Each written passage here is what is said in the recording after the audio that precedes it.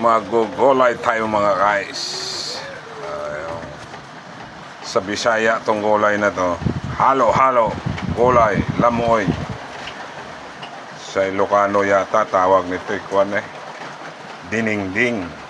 Ayan. Di ko sure kung diningding tawag nila ito, kasi naririnig ko lang pag nagugulay sila, diningding. Ito yung ating sahog. Yan, daing mga guys. Yan, yung ating labong. Palambutin muna natin yan guys. Ayan, nakasalang na. Go. Lagay na natin yung ating saluyot guys. Ayan, nandyan na yung ating daing. Ayan. Yan yung ating sahog sa ating gulay. Lagay natin yan, saluyot. Yan ang masustansyang gulay guys. Parang malunggay din yan. Maraming vitaminang nakukuha. Lagay natin yung kalabasa guys.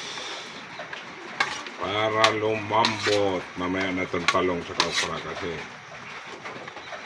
madudurog to guys. Bali yung kalabasa madurog, okay lang. Diba guys? Ayan na.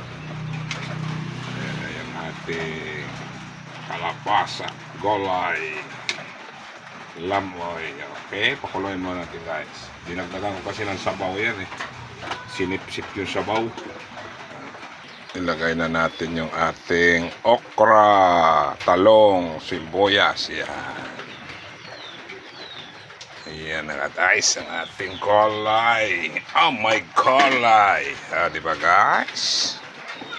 Yummy to, yummy. Yan ang ating gulay guys. Aray ko!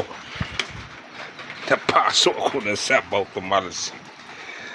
Ganyan ako magulay guys, halo-halo. Andun pa yung malunggay tsaka lugbate. Lutuin muna natin to ng bagya. Ito na yung ating malunggay alugbati guys. Yan. Halo na natin yan. Go. Ito na yung ating gulay guys.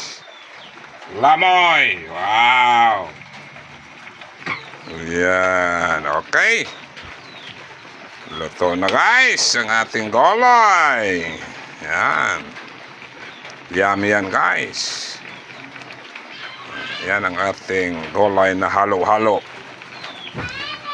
Yan na yung malunggay, alugbate, talong, okra, at labong saluyot. O, diba mga guys? Yummy yan. Bye-bye. Pakishare na lang, pakipalo ng ating video.